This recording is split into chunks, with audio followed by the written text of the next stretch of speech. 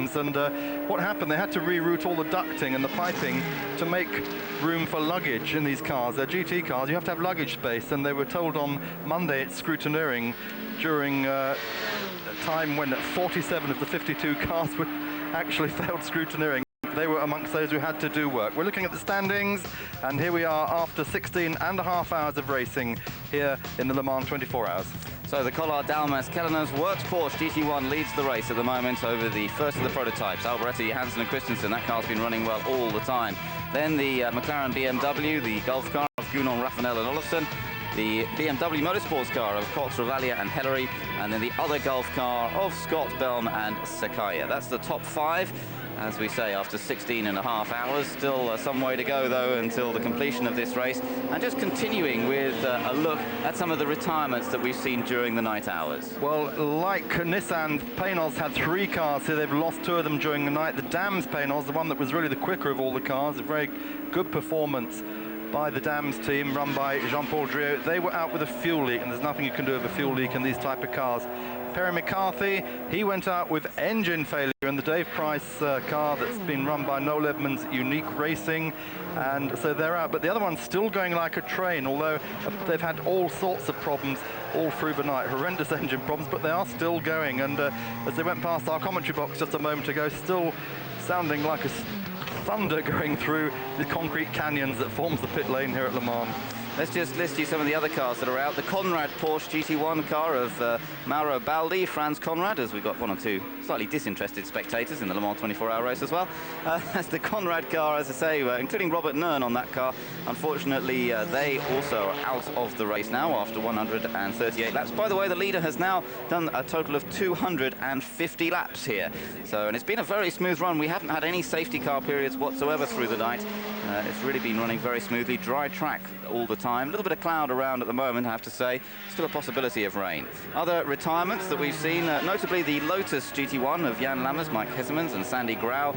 That was out on lap number 121. We also lost the car that was doing so well in GT2, Mark, last night when we left. Remember, we saw Jarier in trouble, didn't we, just at the end of our programme. That meant that Calderari and Lilian Breiner were right up there leading the class, but unfortunately they also went out of the race.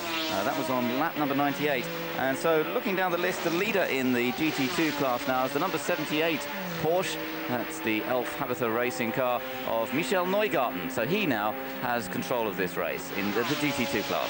Yes, indeed. There was an engine failure for the Calderari Brenner car. It's a great shame because Lilian had set the time in that car. She's done a great job. Oh, we've got a car here losing the wheel. That's the 78. That's the one we were talking about. Car, but we're just talking about Michel Neugarten, Gerard Martignol, and Jean-Claude Lanier coming to a halt in front of the pits, and wheel falling off the GT2 leader. Well, if this isn't the kiss of death from Eurosport, I don't know what is. Here we are looking at it again. He comes through that corner, and the rear wheel just detaches itself. I don't know if he's just been a moment ago in the pit stop, but you can see the driver struggling. That is Martignol, in fact, at the wheel, and in he comes. He's got a problem. He knows it. Maybe he thinks he's got a puncture, but he's only just missed the pit lane, and at this moment, drivers think, oh my God, I've got a whole lap to do, but he's not going to do it. There goes the wheel nut. You saw it come off. Yeah. There goes the wheel. Yeah, the wheel goes flying off to the right-hand side of the picture, bounces across the gravel. The cameraman did a great job to follow it, and into the tyre wall. No damage done to anybody there, thankfully, and then the catch fencing there to catch it in case any more. But of course,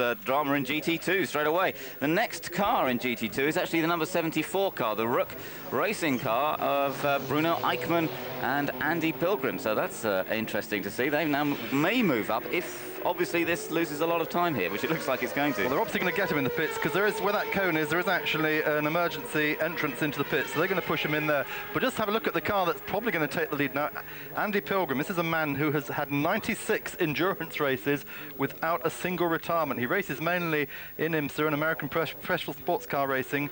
He races over there for the Jochen Ruhr team, and he is just keeping his fingers crossed. This is going to be his 97th consecutive non-finish.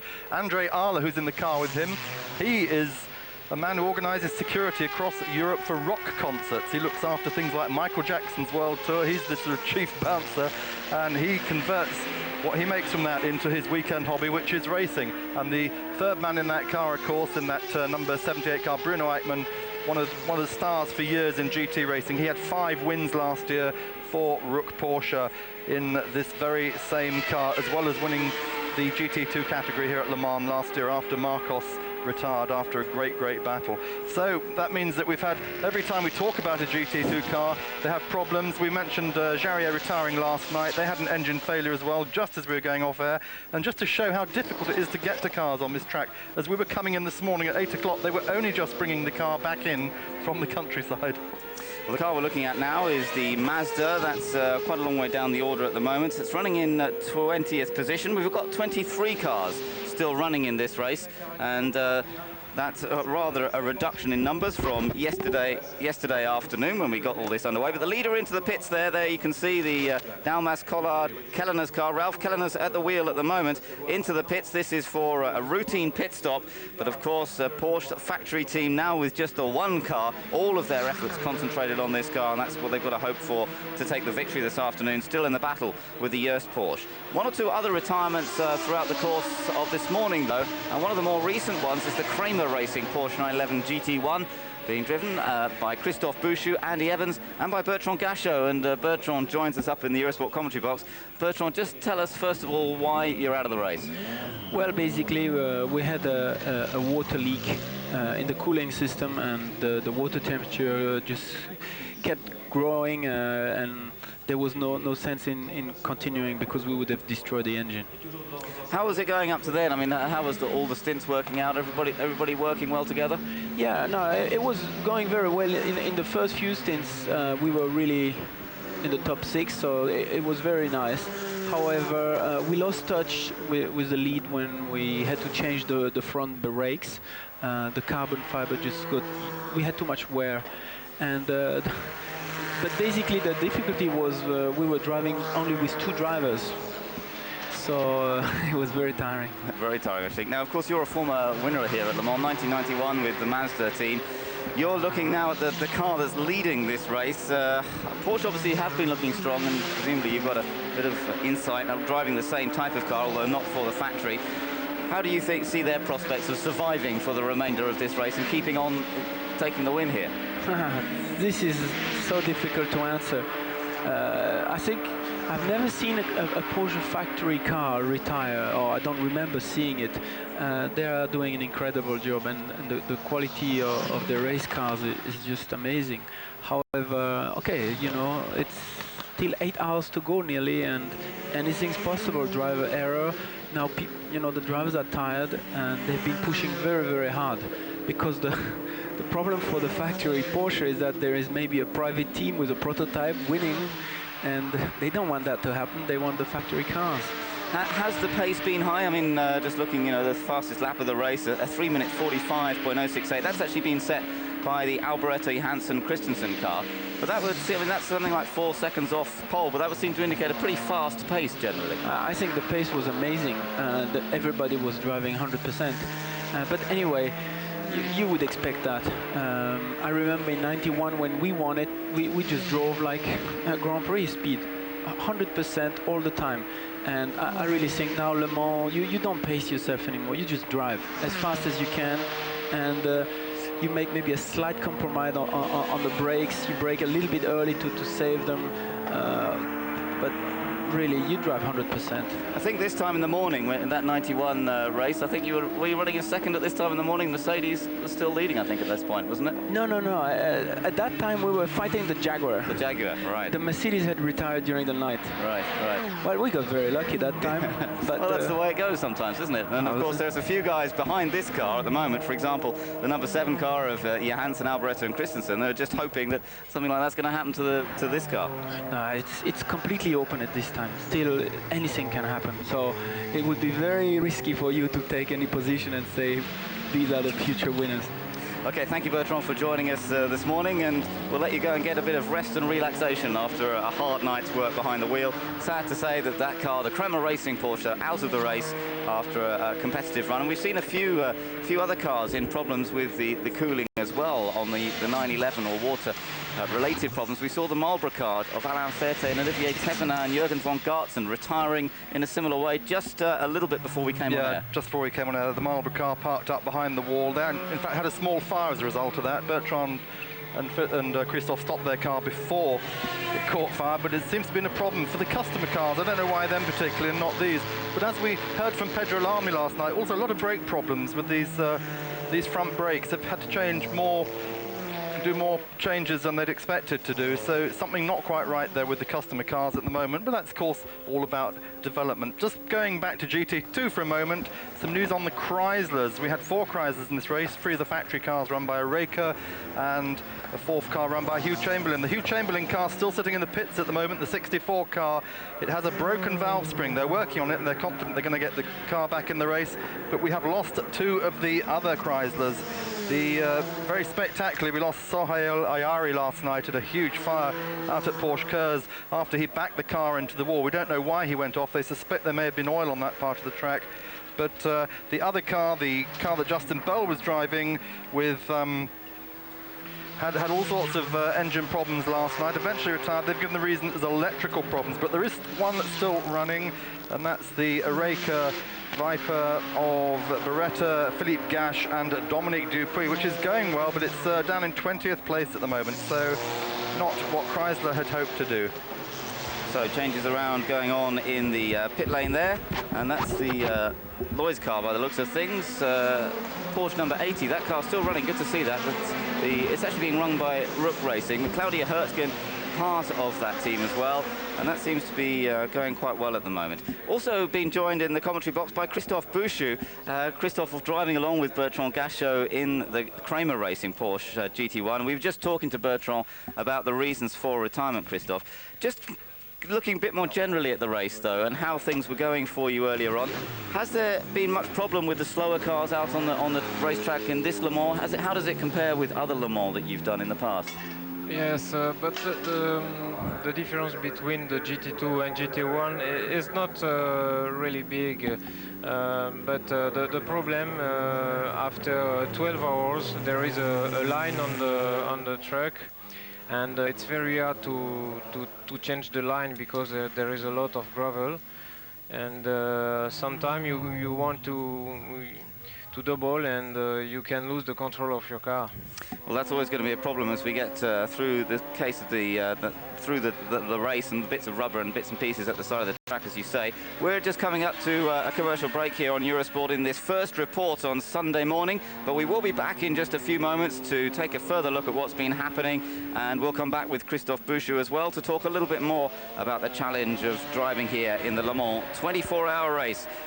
Rejoin us live here on Eurosport in just a moment. Welcome back to Le Mans, and there again pictures of the car that was leading in the GT2 category until just a few minutes ago, the Michel Neugarten car being pushed back into the pit lane, having lost its left rear wheel, and they hopefully get a wheel back on that car and try and get back out there, but that's put there down to second in class now, with the other cars continuing to go around, and leading in that class now the Rook Racing car of Andy Pilgrim, as we mentioned earlier. There's Emmanuel Clerico in the Courage. That car's still running. He's sharing that car with Henri Pescarola in his 31st Le Mans here this weekend. But we have seen quite a few retirements. By the way, the car that we saw spinning when we rejoined you this morning, the sister car to this one, the 42 car, was being driven by JJ Leto, and apparently it was just down to driver error, cold driver, as JJ reported when he got back in the car. Of course, Christophe, we're with Christophe Bouchou, a former Le Mans winner, 1993 winner with Peugeot. Christophe, it must be difficult getting back in the car at this time in the morning. When you're already feeling tired, you've got to get out there and really tune yourself in very quickly, haven't you? Yes, of course, but of course Le Mans it's a very hard race for the driver, and for me this year it's very hard because we ran I ran with Bertrand, only 2 drivers, so it's a very hard race. Yes, and the morning, of course, when you sleep only 2 or 3 hours, and when a mechanical come to wake up you, it's very hard. Yes. What time did you go back out in the car this morning? What actual hour was it? I drive which after 40 minutes all the time. Every 1 hour, 1.5 hours. Yes, I take the wheel. So I have we don't finish the race because we have some problem with the engine, but I have drive 24 hours, no problem. We're just looking at the number 39 Gulf car. Ray Belm getting into that car now as Sakaya getting out, and Ray Belm able to take over. They're running in 5th position, so running extremely well at the moment. Don't forget the other Gulf car there as well. That's lying in 3rd position, the number 41 car of Jean-Marc Gounon, Pierre-Henri Raffanel and Anders Olofsson. So far so good for the Gulf team. They must be delighted up to now, but as we say, still 7 hours and 10 minutes to go here at Le Mans, and just so much can happen in that time.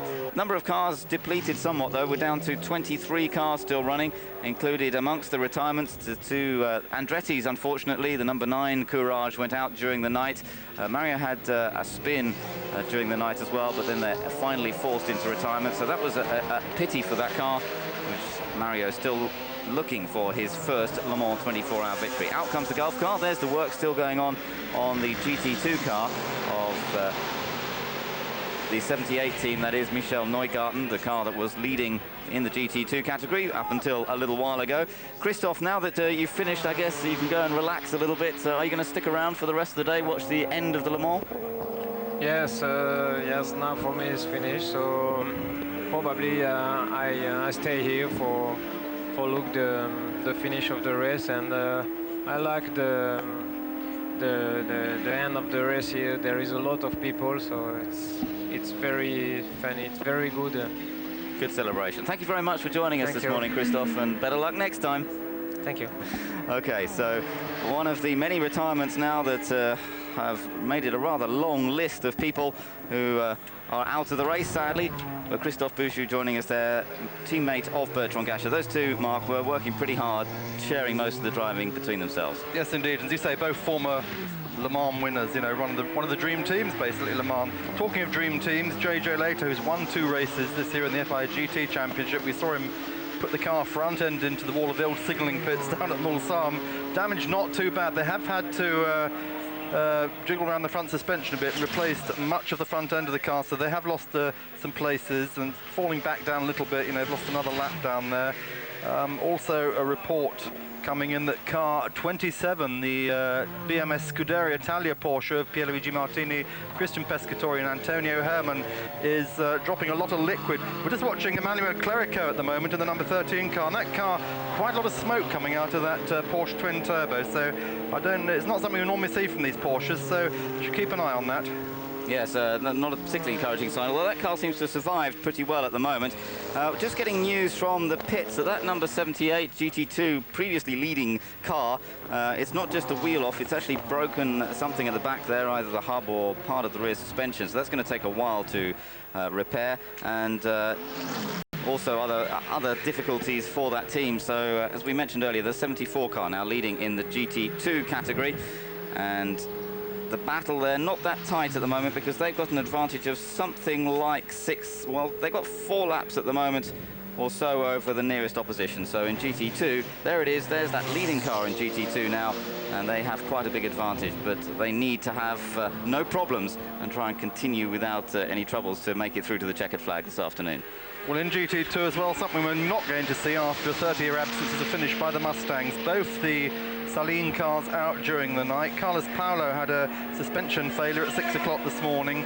The car stopped on the side of the track. It was a rear suspension failure, and Trizimaiti couldn't get the car back to the pit, so it was abandoned out there. The other car, the number 66 Mustang, the one with Rob Sherl and Dave Warnock, the British crew, they gave up eventually with electrical problems. The car's now back in the garage, and their Le Mans is over. More big news, Mark, as confirmation that the number 42 car, the Schnitzer Entra BMW Motorsport McLaren BMW of JJ Leto, Steve Soper and Nelson Piquet is out of the race. They have abandoned. The accident that JJ suffered as we rejoined the program this morning, if you're with us right at the start of the program this morning, you'll have seen him nose it into the barrier. The damage is too bad. They cannot continue. Number 42 is out of the race. So BMW Motorsport now depending on their sole remaining entry in there, the 43 car of Peter Kops, Roberto Ravaglia and Eric Hellery, and that car's running in 4th position. Well, Ben, we're now getting to 9 o'clock in the morning. A lot of you in Britain and, of course, all across France. All our other viewers just getting up now, perhaps having their first coffee of the morning. And, well, good morning to you all.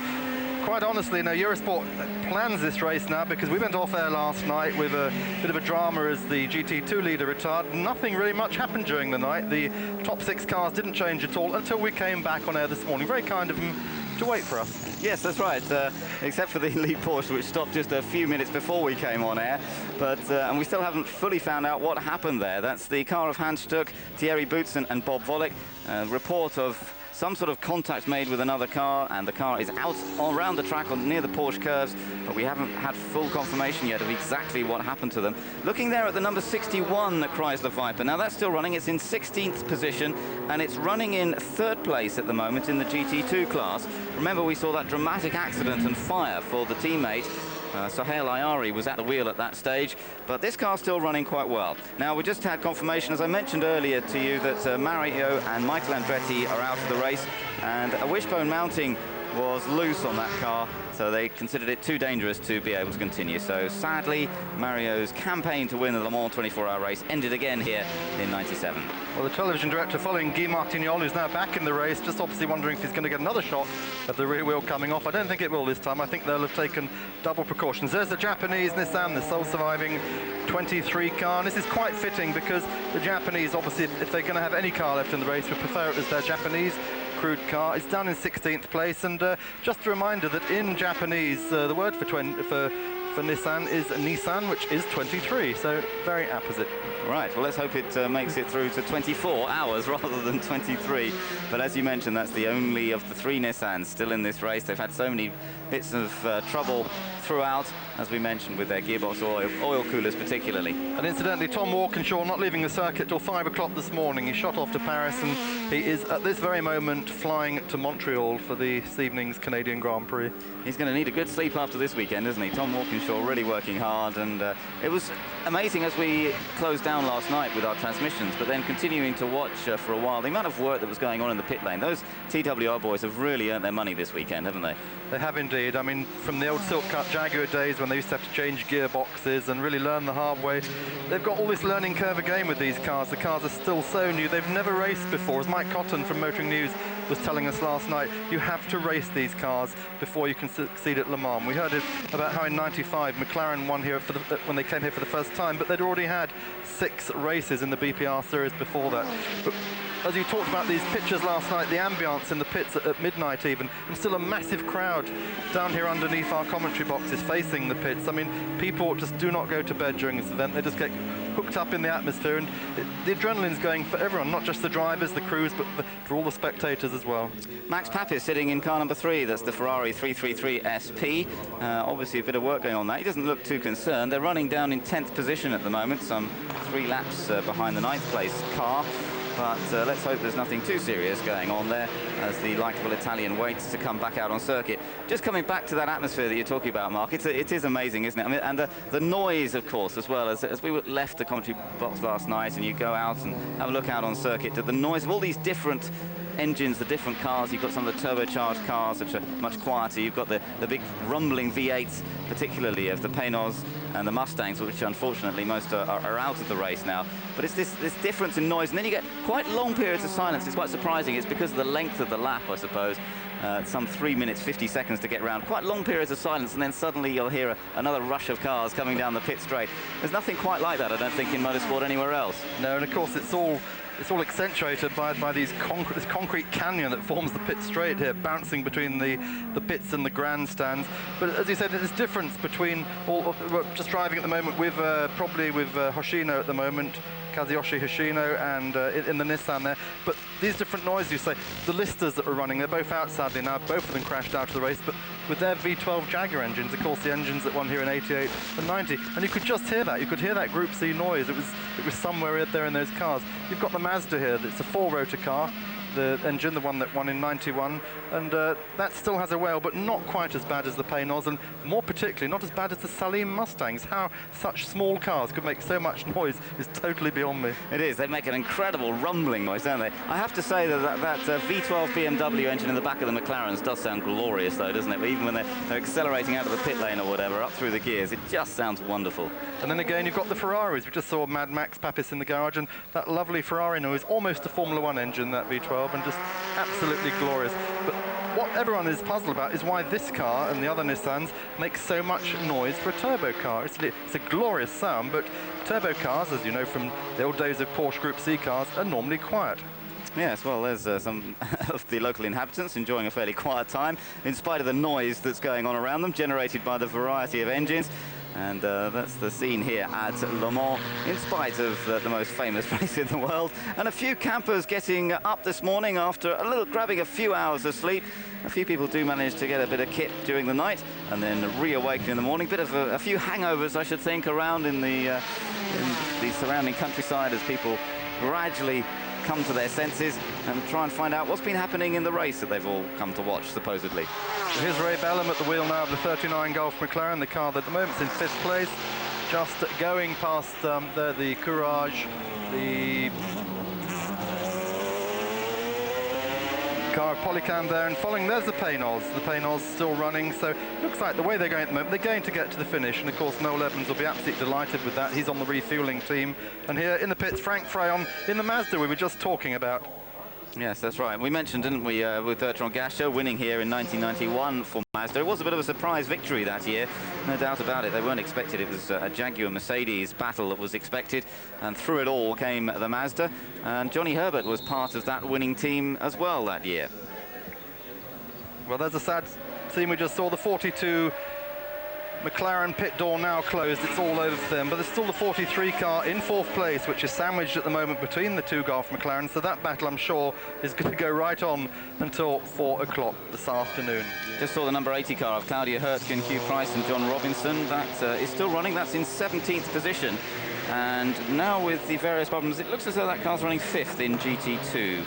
They've completed 195 laps. The leader now has completed 257 laps. Still race leader is the Porsche GT1 of Emmanuel Collard, Ralph Kalleners and Yannick Dalmas. And don't forget, as we mentioned yesterday, Dalmas racing with a cast on his fingers, broke his fingers in an accident a few weeks ago at Spa.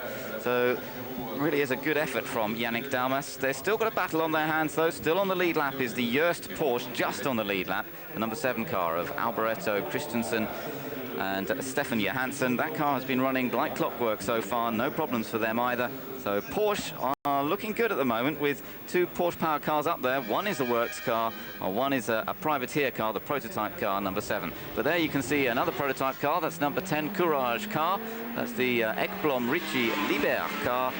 And it's actually the Belgian Jean-Claude Liebherr sitting in there, just about to go out. This is a man who's a sponsor wheeler dealer, and he is responsible for all the advertising on this car. He told me he spent the whole of Tuesday night putting the stickers on the car, so really having to work for his job. Incidentally, just going back to Claudia Hurtgen, John Robinson, Hugh Price, they lost 82 minutes with a gearbox change yesterday afternoon. That's why they're so far down the order, but of course they're still there, and that's what counts at Le Mans. Yes, to try and complete the 24 hours is the main objective of all this, and that's what they're hoping to do. We're looking at the 75 car of Peter Kitchak, Patrick Bourdais and André Lara Resende. They're going through a changeover at the moment down there in the pits, and a few other cars. Well, not so many in the pits at the moment. It's fairly quiet down there, I have to say. In fact, the leader is just coming into the pits. We can see, no, it's not. It's the 33 car. Does look similar. That's the Schubel car of Pedro Lamy. That's just come into the pits as well, just behind this number 75 car. You might get a glimpse of it to the right. That car at the moment is running in 6th position, Pedro Lamy's car. And there is the leader. He's still out on circuit. He's running down Mulsanne at the moment, with Kalleners, Collard and Dalmas looking good so far. In fact, it's just around a lap ahead of the 2nd place number 7 car. Talking of which, the 2nd place car, they are preparing for pit stops. So is McLaren BMW. They've got their pits next door to each other, so the 7 Porsche and the 43 McLaren BMW we may well see coming at the same moment. Both crews are ready on the refueling rigs, the tyres are already on the pit lane. This should be worth watching. There's the classification after 17 hours and 1 minute. The top 6 cars then, and still the Works Porsche looking very, very healthy indeed. And let's just hope it stays that way. Just looking through the list of retirements, we've been mentioning quite a few of them already, but let me just quickly go through them again, starting from what we saw yesterday. Just very, very quickly, the BRM was out first of all. The McNish Porsche went out very early on. Colruyter's Marcos was out. Michel Ferte's Pilot Ferrari was one of the early victims. Tiffany Dell's Lister Storm also out. Then Rob Scholl and Dave Warnock in their Celine Mustang. Then we saw the Callaway Corvette of Rocky Augusta out. Sohail Ayari dramatically out in that Chrysler Viper, remember. The Julian Bailey, Thomas Erdos, Mark Skaife, Lister Storm then went out on lap 77, followed by the Jarier Chiraud LeConte 911 GT2 leader at that stage. The Suchaya Nakaya Gary Ailes McLaren went out after an accident that we saw in our program, and the Calderari Bryner Porsche also out, as we mentioned earlier. The Saldana Rosenblad Kremer K8 went out. That was sad. We'd been speaking to Carl Rosenblad during our program earlier. They went out on lap number 103, and they're just coming into the pits now is the number 43 BMW Motorsport car, running in 4th position. As you said, they were preparing for a pit stop, so they're now heading down the pit lane. Just continuing through the retirements, the Lammers, Hasemans, Grau, Lotus out, the Vanderbilt, Patrese, Suzuki, Nissan out on lap 121. The Larry Schumacher Ligonnet car went out on lap number 126. Amazing, isn't it? There's a sports car driver called Schumacher from the United States, but his name is Larry Schumacher, and absolutely no relation. Yeah, not only that, but Larry Schumacher, unlike Michael Schumacher, is leading the GTS2 category in the United States at the moment. He and Franz Conrad and Michel Ligenet doing a great job over there. They had 3 wins this year in the 6 IMSA sports car races to date, and so Schumacher on top. In fact, he was the GT2 champion last year as well, driving for Porsche. So just continuing that list of retirements, the Baldi Conrad Robert Nern car out on lap 138, the Martin Brundle Wayne Taylor Jorg Muller Nissan out on lap number 139, the Brabham McCarthy Doc Bundy Paynos went out on lap 145, and the Lagos Bernard Bouillon Paynos went out on lap 149. Since then we've had 1 or 2 other retirements, like the Stuck Boutsen Volek Porsche that was leading. That's gone out. The Bouchou Gachot Evans car also, as we were talking about earlier. So quite a long list of retirements, and Mark, the list of retirements is now getting on almost the same length as the cars that are actually left in the race. I think, in fact, we have almost just passed the 50% point, and not unusual at Le Mans. We've had as low as 9 finishes in past years, but talking of retirements, this isn't a retirement. We've been watching this car for some time. Again, this Pedro Lamy car illustrates what all the privateer Porsche teams have told us about. They have had front brake problems all through the race. They're having to change pads much more frequently than they'd expected to. Sadly, there's Max Papis still sitting in the garage, so obviously some sort of problem. We can't see much work going on the car. They got the rear engine cover off, so obviously they're doing some work behind the walls on apart from the car. Yes, it seems a bit strange, but as you say, maybe they've whisked something away behind the walls, perhaps some sort of electronic equipment that they can repair in the back of the pit garage, and Max waiting very patiently to get back out in the car. That car's in 9th place at the moment. They're about to go down to 10th, though, because at the moment on our screen they're only 1 lap ahead of the number 8 car. That's the Filière Elf Courage of Emmanuel Clerico, Henri Pescarolo and Jean-Philippe Belloc. We saw that car smoking a little bit earlier, but it does seem to be still running fairly competitively and up there in the top 10, which I should think would make them delighted. Well, yes, Porsche, the number 7 car, still on the track. The team's been ready for, nearly 3 laps now. So obviously, here we are looking at the team at the moment. They're obviously trying to eke out as much lappage out of the car as they can before they have to stop, because, of course, 80-litre fuel tanks, they have to stop more frequently than these GT1 cars with their 100-litre fuel tanks.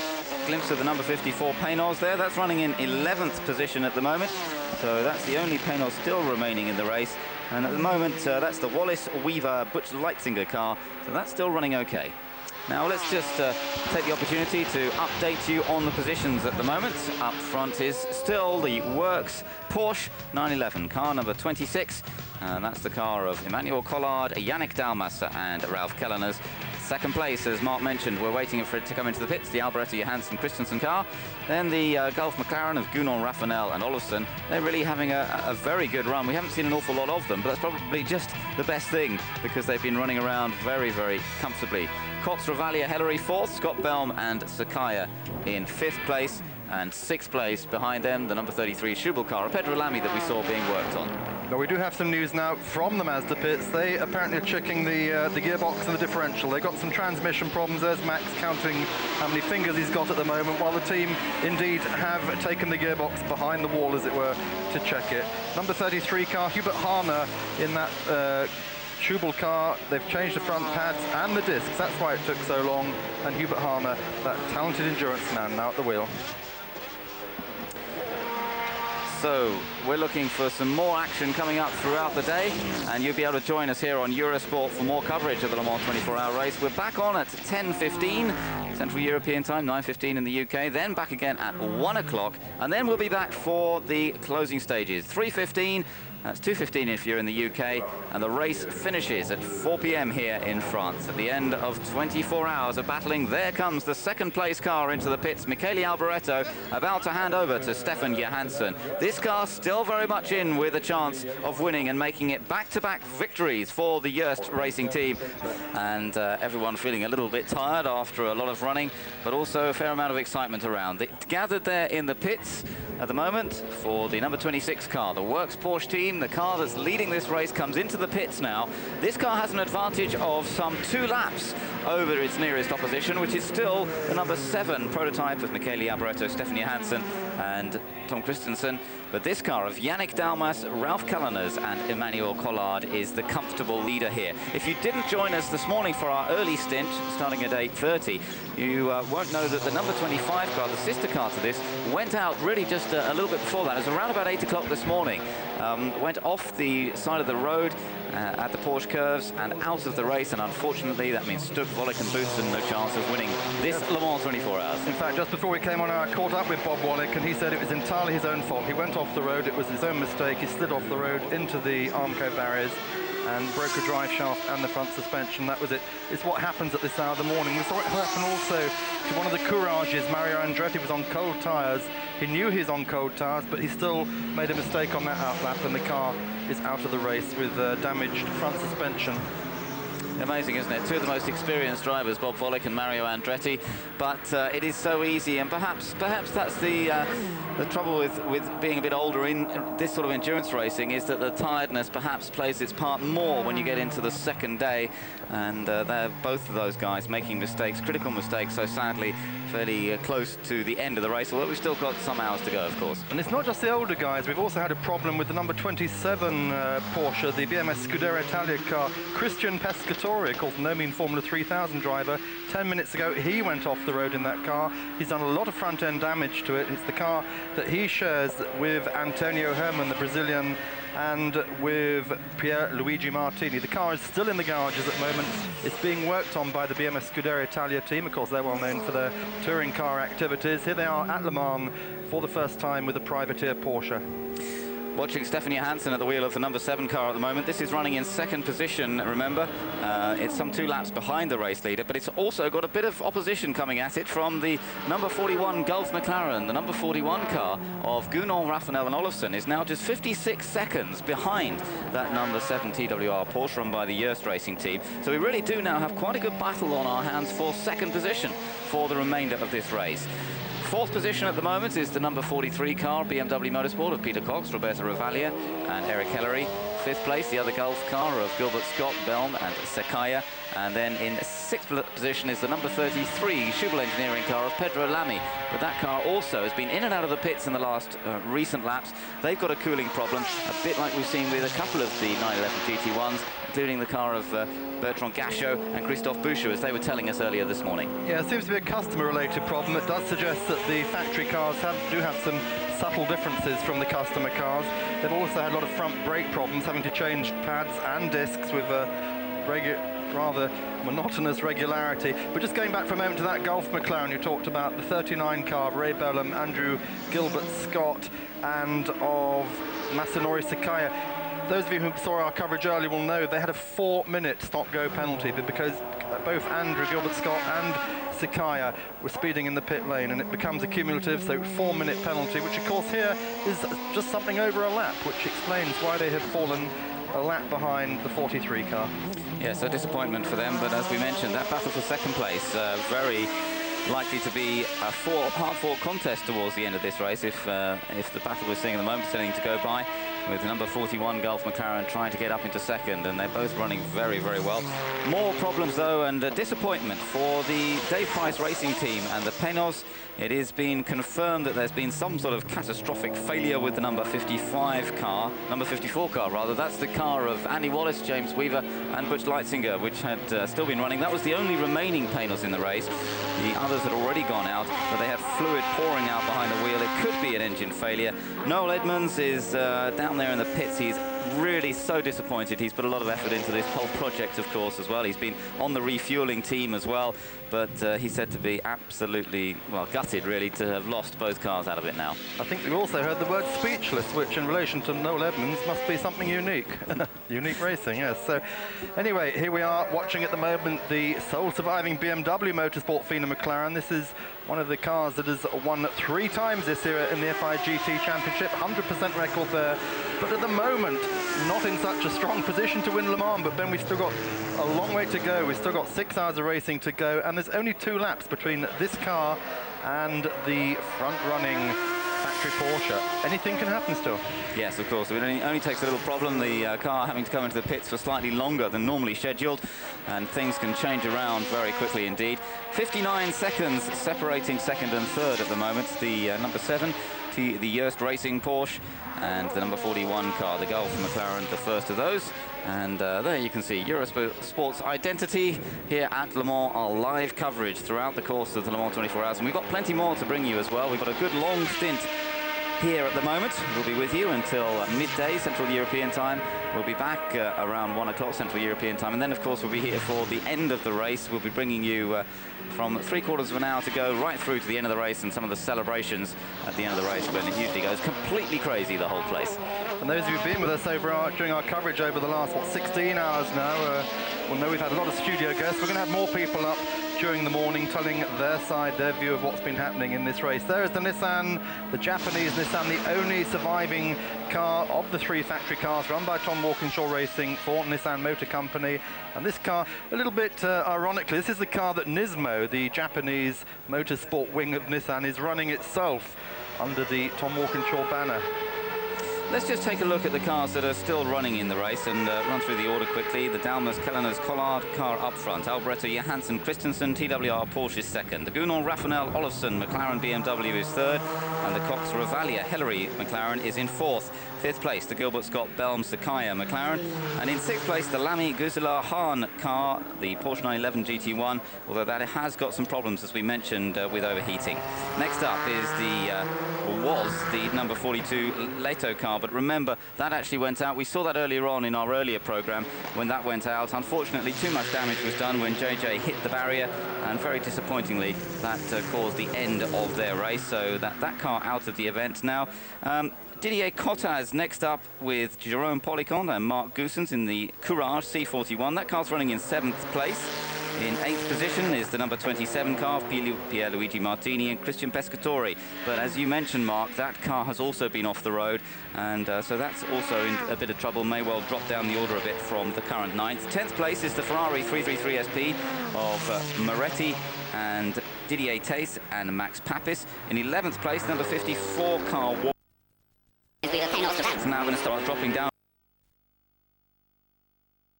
2 laps further ahead of this car, number 78. You're looking at the leader in the GT2 category at the moment, and that's the Michel Neugarten car, number 78, and sharing that car with Guy Martinel and Jean-Claude Lagnier. This car running quite well at the moment, I have to say, and of course they've got back into the lead after the problem they suffered this morning when the left rear wheel detached itself. Yeah, this is typical Le Mans. They must have lost a good 2 laps. Stuck the car back into the pits. It's the Elf Habiteur team car, as you mentioned. Guy Martinol, left sitting rather awkwardly at the end of the pits, back in the lead now. GT2 actually has been an incredible battle. We've had 7 different leaders during this race, and unfortunately every time we talk about them we lose one, so we'll pass over that. Let's just have a quick look while we're looking at this Courage here. I've just been talking to Mike Phillips, who's the technical director of Courage. Courage is based here in Le Mans, and this is their 14th attempt to win Le Mans. Yves Courage, who owns the team, he's had 11 goes himself. He finished 3rd in 1984, and Mike Phillips is the Briton who is now their technical director. He was working with Andy Evans in America for 2 years. He's come over from the Ferrari program again, coming back to Courage, and he's telling me just a few minutes ago how impressed they all are with the young guys, Didier Cottaz, Jerome Polican, Mark Goossens, the 2 French Formula 3 3000 drivers and the Belgian 3000 driver. He said they're doing such a good job. That's the car that's in 7th place at the moment, but also he's very impressed with the performance of the number 8 car, which is the one driven by Clerico, Pescarolo and Belloc. this Lafiliere Elf car, which is under the aegis of Henri Pescarolo, who we saw retiring last night. They lost the Andretti car, Mario Andretti, Michael Andretti, Olivier Griard, after having had a gearbox change late last night. We heard a few minutes ago Mario Andretti went out on cold tires this morning and put the car off the road. It's back in the pits, but the bottom left front wishbone is actually detached from the chassis, and there's no way they can fix that. And then they've also got a number of their cars. They've got 4 cars in the race, and the third one that's still running is the number 10 car. It's in last place, which is 21st now. We've only got 21 out of 48 cars left. But that's the car of Frederick Ekblom, Jean-Louis Ritchie and Jean-Paul Libert. They've had some fuel cell problems. They've been in and out of the pits. That's why they're so far down. They're almost now 100 laps down on the leaders, but they're still running. So Courage, a very, very strong performance this year, but I'm afraid after 14 attempts, they're not going to win this one. No, they're not. They haven't got any cars really up there far enough. As you mentioned, they're actually based here. The units are not far away. They're just actually opposite the units of the Lafiliere, which is also based here. And of course, they've combined with that car of Henri Pescarolo and Emmanuel Clerico and Belloc. The combined forces, and they had a lot of problems in qualifying, as you may have seen on Eurosport earlier in the week. But that car seems to be running reasonably well now. Well, here we are with another of the Cougars in the garage. Even as we're talking, we're going to have a look. I say Cougar because Cougar was the original name of these cars. Then Yves Courage decided to change it to his own name, obviously originally a synonym in his name, and one of those in the pits. We know that it's not this number 13 car. Suspect it may be the number 10 car we've been talking about, with Jean-Louis Ritchie aboard, coming in for another check on those fuel systems. Jerome Poliquin aboard that number 13 Courage C41 at the moment, and this is the latest version. This the best specification car, really, the most recently built machine and more up to date. But Poliquin doing an excellent job at the moment. Let's just quickly run through some of the others as well. We mentioned that the number 78 car is leading in the GT2 category. Got back into the lead, the Michel Neugarten car. And second in GT2 at the moment is the number 74 car. That's the Pilgrim Al Brunner Eichmann car that had taken over the lead. But there's now just a gap of about 1 lap between those two. So we could still see quite a good battle in... The number 25 car was now up into second position, the other of the works Porsches. And number 9, Courage, was running reasonably well. This was the car that was being shared by Michael and Mario Andretti, with the Frenchman Olivier Griard joining them too. The Courage C36, not the most competitive car in either the prototype class or overall, but the Andretti's looking for the possibility of taking a win. Mario still not having won this Le Mans event. The number 39 McLaren at this point was running in 5th position. Andrew Gilbert-Scott, Ray Belm and Masanori Sikaya running consistently so far.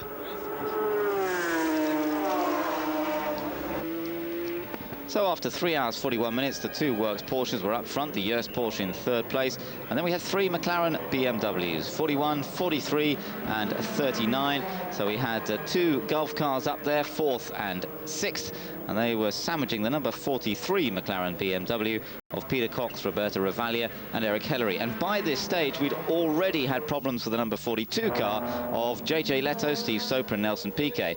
When they had a water coolant pipe break on them, it was a very unusual breakage. They've hardly ever seen a failure like that on the McLaren BMWs in the past, but it was just the number 42 car's bad luck to pick up that problem, and that of course dropped them quite a long way down the order. They actually lost something like 8 laps in the process of that difficulty, and well, it just meant the sort of situation that saw an awful lot of ground to be made up. It dropped them down to 22nd position. In fact, down to 26th position once things had been sorted out a little bit more, and they would then spend a lot of time trying to work their way up the order. A little bit of a change around as we moved on in towards dusk time, as the 2 works Porsches actually swapped themselves around, and the more experienced team of Volek, Butsen and Stuck took over the lead ahead of the younger drivers Collard, Kelleners and Yannick Dalmas. Behind them still the Michele Alboreto, Stefan Johansson Joest TWR Porsche was running consistently. But, of course, as ever in the Le Mans 24 Hours, disasters never far away for various cars. And it was the Chrysler Viper, number 62, being driven by Sohail Ayari, that provided the drama as we went in towards dusk. The car that had been leading in the GT2 category for most of the race up to this point, crashing very, very heavily indeed, wiping out the back end of the car and rupturing the fuel tank as well. Now, this car was being shared by the American driver Tommy Archer and the Belgian driver Marc Duez as well, but it was the French Formula 3 champion Sohail Ayari who was at the wheel when it all went disastrously wrong through the Porsche curves. And just as it seemed to roll to a halt, and that seemed to be the end of the incident, suddenly the thing burst into flames, and we saw a very, very dramatic fire, which took quite a while for the marshals to put out, because the car almost full of fuel, which was burning furiously, and that was one very, very wrecked Chrysler Viper. Great sadness for the Chrysler team who put in so much effort to the event this year. That was at around about 9 p.m. in the evening, official retirement time 9:30 for the number 62 car, and by that stage we'd had some 7 or 8 cars already retiring from the race.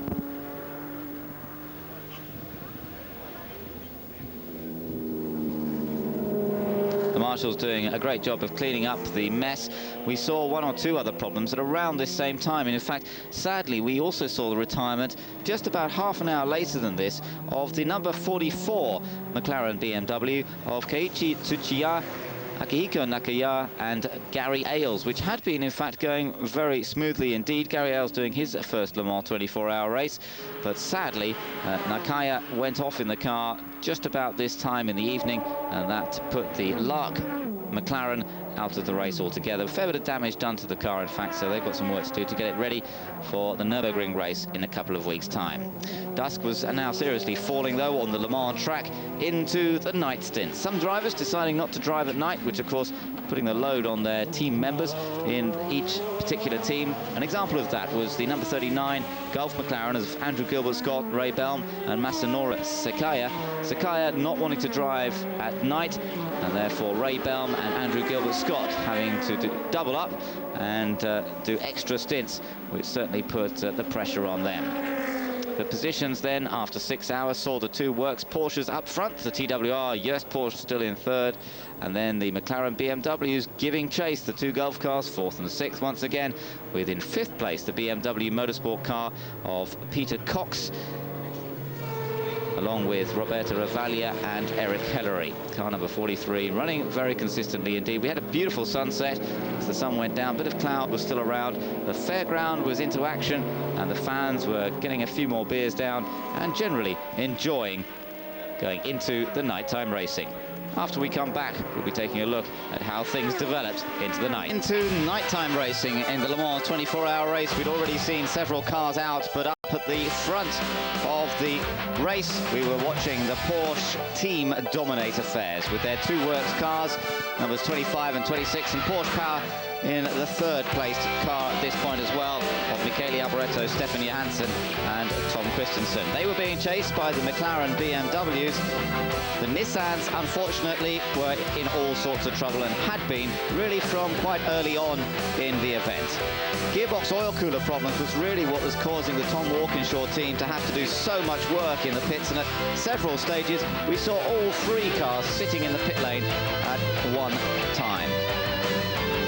Later on through the night, there would be greater problems for the Nissans, and eventually we would lose 2 of the cars at around about 4 o'clock in the morning. Gearbox problems finally putting the number 22 car out, and an off putting the number 21 car out.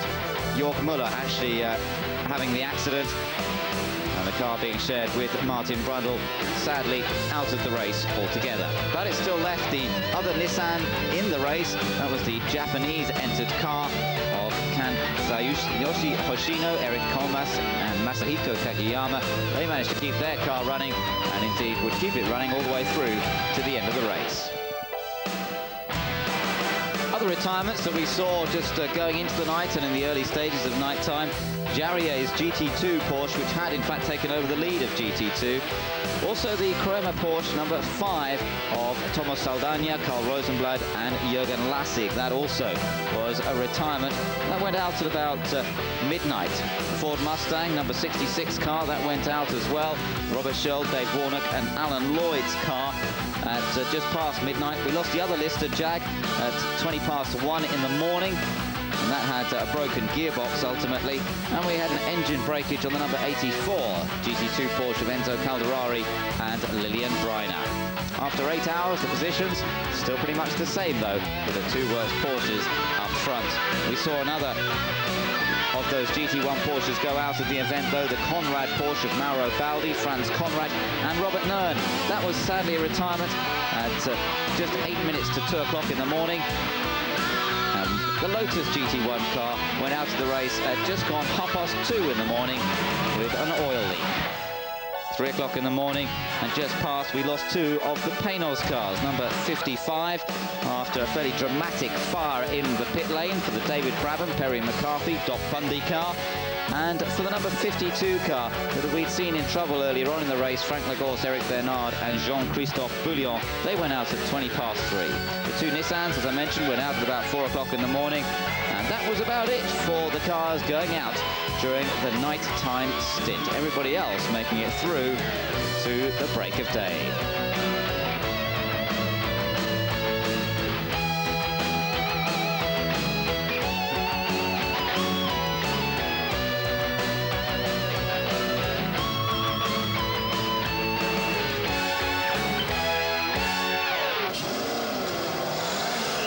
It was looking good for the Works Porsches, but there was drama as day began to break once again as we got light at just after 7 o'clock in the morning. The lead car of Hans Stuck, Bob Wollek and Thierry Boutsen was suddenly out there parked on the other side of the barrier. The car damaged after Bob Wollek made a mistake. He admitted it himself. It was just a driving error that he made. Difficult time of the day. Indeed, as the concentration, as they come out of the night, perhaps relax a little bit into daybreak, try and push a little bit, the concentration goes. Bob Wollek making the mistake, too much damage to the car to continue, and that meant that one of the Works Porsches was out of the race after having led the best part of it up till now. But there was still a second Works Porsche, and that was going absolutely brilliantly. No misfires, no problems at all for this machine of Yannick Dalmas, Emmanuel Collard and Ralph Kalleners, and they had around a lap or 2 laps advantage depending on the pit stops at any particular time over this car, the TWR Porsche, Michele Alboreto, Stefan Johansson and Tom Christensen. The gap was remaining pretty constant now, with all 3 drivers very much up to speed, and in fact Tom Christensen had been setting some of the fastest laps of the race coming into daybreak. He set what would ultimately stand to be the fastest lap of the race on a time of 3 minutes 45.068 seconds. It was on lap number 210,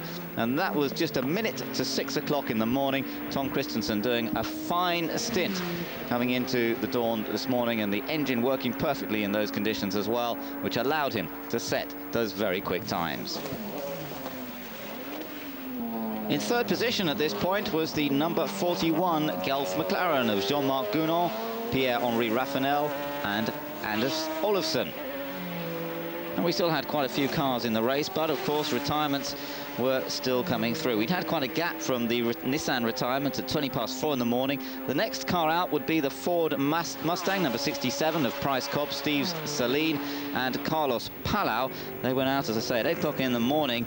And next up to go out about the same sort of time, unfortunately, was the number 9 Courage of the Andrettis. More drama then, as the leader of the GT2 class, number 78, Michel Neugarten, Guy Martinol and Jean-Claude Lanier, dramatically lost a wheel coming onto the start-finish straight.